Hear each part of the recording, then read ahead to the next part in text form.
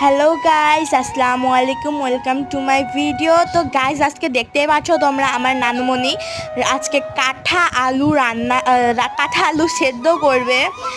নানুমণি ধুয়ে এখন সুন্দর করে কাটছে কাঠা আলুটা। আমার নানু ভাইয়ের অনেক পছন্দ এই কাঠা আলু, আর আমার নানু ভাইয়ের পছন্দ আমার নানুমণি রান্না করবে না এমনটা কখনো হয়নি।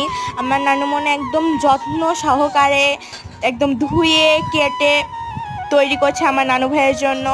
আমার দেখুন কি সুন্দর কাটা আলু, গায়ে কি সুন্দর সুন্দর একটা কাটা কাটা, ওইটা আমার হচ্ছিল, ওটাকে বলা হয় কচকচ করছে, কাটাগুলো কচকচ করছে। সুন্দর করে আগে ছিলে নিতে হবে কাটাগুলোকে, তারপরে ওটাকে ছালটা ছিলাই সুন্দর করে কেটে কেটে তারপরে রান্না করে দেওয়া লাগবে। গাইস, তোমরা লাইক অ্যান্ড সাবস্ক্রাইব করতে ভুলবা না, আর আমাদের নতুন নতুন ভিডিওতে দেখতে থাকবা তোমরা।